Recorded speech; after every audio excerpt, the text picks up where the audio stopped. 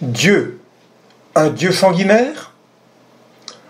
Dans la Bible second 21, le mot guerre au pluriel est prononcé 13 fois, au singulier 216 fois, exterminer 19 fois, extermination 5 fois, exterminerai 24 fois. Nous trouvons la plupart de ces versets citant ces mots dans l'Ancien Testament. Notre Dieu créateur est-il violent? Et pourtant, n'est-ce pas lui qui, dans les 10 commandements, nous a dit « Tu ne tueras point » en Exode 20 et Deutéronome 5? Honore ton père et ta mère, afin que tes jours se prolongent dans le pays que l'Éternel ton Dieu te donne. Tu ne tueras point, tu ne commettras point d'adultère, tu ne déroberas point, tu ne porteras point de faux témoignages contre ton prochain, tu ne convoiteras point la maison de ton prochain, tu ne convoiteras point la femme de ton prochain, ni son serviteur, ni sa servante, ni son bœuf, ni son âne, ni aucune chose qui appartienne à ton prochain. Lui qui a tous les pouvoirs, ne pouvait-il pas éviter tous ces massacres, ces exterminations? Pourquoi les a-t-il permis? Dieu est violent. C'est une des objections ou des raisons que l'on nous donne bien souvent pour justifier le fait de ne pouvoir faire confiance à un tel Dieu, de ne pas croire en lui ou à son existence. Et bien souvent, nous sommes pris pour des simples d'esprit, croyant à des légendes. Quelle réponse pouvons-nous apporter sans tomber dans un cours théologique que je n'aurai pas la capacité de vous donner? Il y a quand même quelques pistes et éléments de réponse que nous pouvons donner. Premiers éléments de réponse, les actes de violence sont majoritairement dans l'Ancien Testament. Le Nouveau Testament est essentiellement un message d'amour.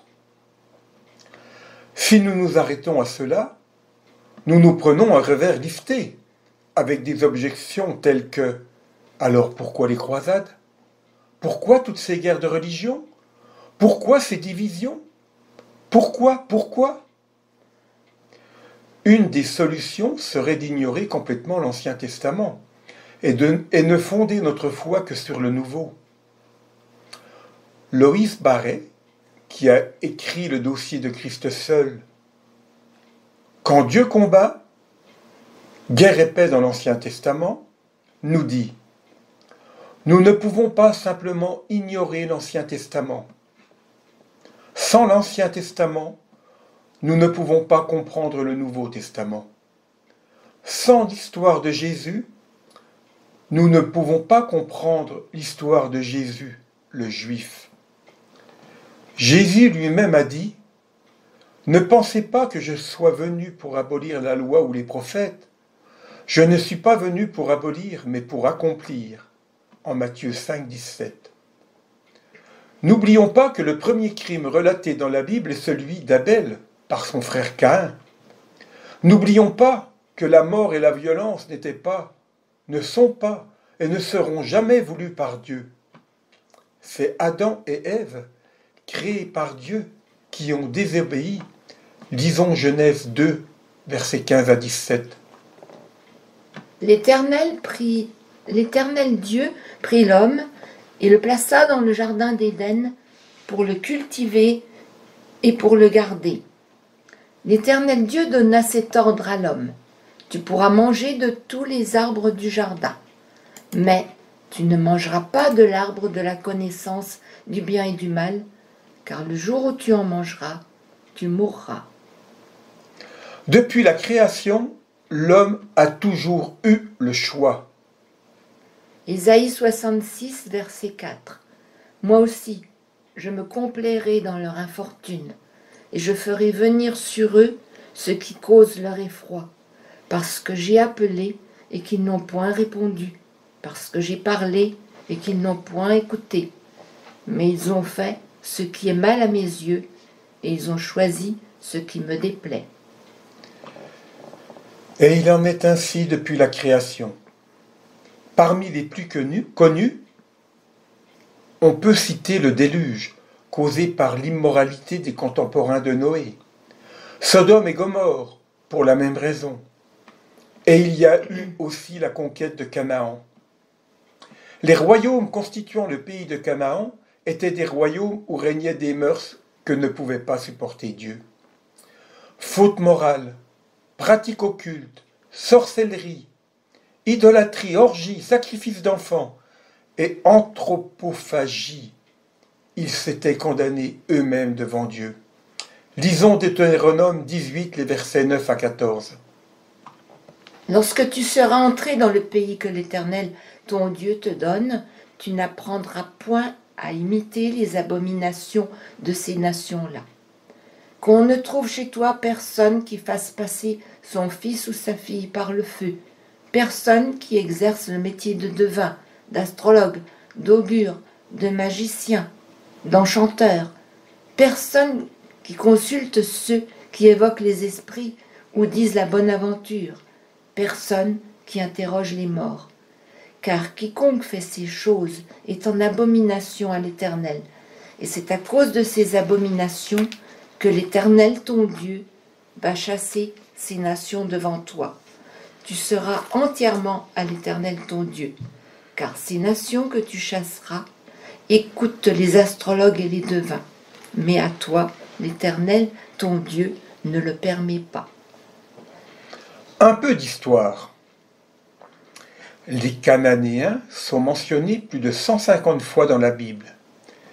Ils étaient un peuple méchant et idolâtre qui descendait de Canaan, le petit-fils de Noé et le fils de Cham, Genèse 9, verset 18, qui a été maudit à cause du péché de son père contre Noé, Genèse 9, 18 à 25. Les fils de Noé qui sortirent de l'arche étaient Sem, Cham et Japheth. Cham fut le père de Canaan. Ce sont là les 3 fils de Noé, et c'est leur postérité qui peupla toute la terre. Noé commença à cultiver la terre et planta de la vigne. Il but du vin, s'enivra et se découvrit au milieu de sa tente. Cham, père de Canaan, vit la nudité de son père, et il le rapporta dehors à ses 2 frères. Alors, Sem et Japheth prirent le manteau, le mirent sur leurs épaules, marchèrent à reculons et couvrirent la nudité de leur père. Comme leur visage était détourné, ils ne virent point la nudité de leur père. Lorsque Noé se réveilla de son bain, il apprit ce que lui avait fait son fils cadet. Et il dit, « Maudit soit Canaan, qu'il soit l'esclave des esclaves de ses frères. » Il dit encore, « Béni soit l'Éternel, Dieu de Sem, et que Canaan soit leur esclave. Que Dieu étende les possessions de Japheth, qu'il habite dans les tentes de Sem, et que Canaan soit leur esclave. » Oui, effectivement, tous ces peuples ont péri en partie ou totalement, mais ils avaient délibérément choisi de désobéir à Dieu. Je ne puis que vous inviter à lire la Bible pour trouver d'autres récits où, hélas, nous trouverons des passages que nous pourrons mettre en parallèle. Même le peuple que Dieu a choisi a été victime de ces nombreuses désobéissances. N'oublions pas les 40 années dans le désert, la déportation à Babylone, la quasi-disparition de la tribu des Benjamites suite à l'acte odieux qu'avaient commis les habitants de Gibéa. Lisez Juges chapitres 19 et 20. Oui, depuis le péché originel, l'homme est mauvais. Nier que nous ne le sommes pas, c'est faire de Dieu un menteur. 1 Jean 1, verset 10. Si nous disons que nous n'avons pas péché, nous le faisons menteur, et sa parole n'est point en nous. Le message des évangiles est essentiellement un message d'amour, de pardon et de paix. Ce message est donné par Jésus, tout en n'occultant pas tout de même l'épisode du temple, Matthieu 21, versets 12 et 13. Jésus entra dans le temple de Dieu. Il chassa tous ceux qui vendaient et qui achetaient dans le temple. Il renversa les tables des changeurs et les sièges des vendeurs de pigeons. Dans ce passage où Jésus exprime sa colère, il se révolte plus contre le pouvoir de l'argent qui dirige les hommes que contre les hommes eux-mêmes. Et il leur dit, « Il est écrit, ma maison sera appelée une maison de prière, mais vous, vous en faites une caverne de voleurs. » N'oublions pas aussi Pierre dégainant l'épée et coupant l'oreille du serviteur du grand prêtre. Matthieu 26, 51. Un de ceux qui étaient avec Jésus mit la main sur son épée et la tira. Il frappa le serviteur du grand prêtre et lui emporta l'oreille. Là, Pierre nous démontre combien l'homme est vulnérable, combien il est faible, se laissant emporter par ses sentiments. Relisons Matthieu 5, versets 33 à 48.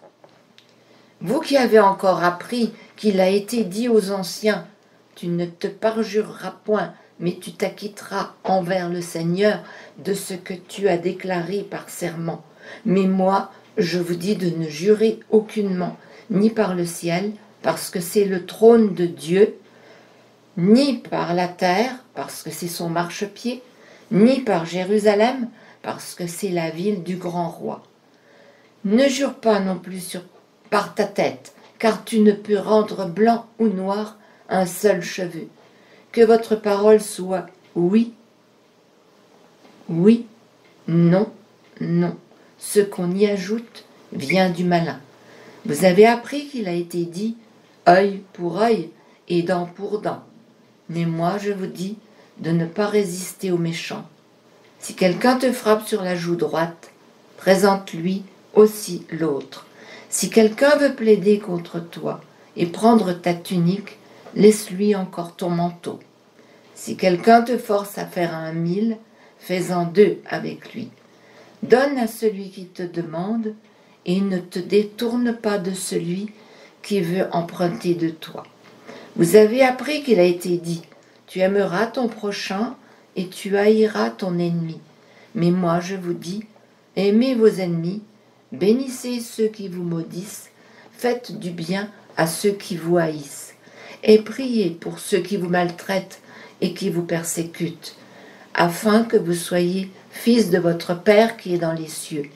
Car il fait lever son soleil sur les méchants et sur les bons, et il fait pleuvoir sur les justes et sur les injustes. Si vous aimez ceux qui vous aiment, quelle récompense méritez-vous? Les publicains aussi, n'agissent-ils pas de même? Et si vous saluez seulement vos frères, que faites-vous d'extraordinaire? Les païens aussi, n'agissent-ils pas de même? Soyez donc parfaits, comme votre Père céleste est parfait. Un Dieu sanguinaire et violent donnerait-il de telles recommandations? N'est-ce pas là le plus beau message d'amour? Pour moi, le summum de ce passage démontrant l'amour de Dieu se situe au verset 44 à 47, que je vous invite à relire quand vous en aurez le temps. Dieu est amour, n'en doutons pas un instant. Il est vrai qu'il y a des pourquoi auxquels nous ne pouvons pas répondre. La mort d'un enfant, par exemple, est une cause que nous ne pouvons expliquer. Et ce n'est pas le verset de Matthieu 19, 14. Et Jésus dit, laissez les petits enfants et ne les empêchez pas de venir à moi, car le royaume des cieux est pour ceux qui leur ressemblent.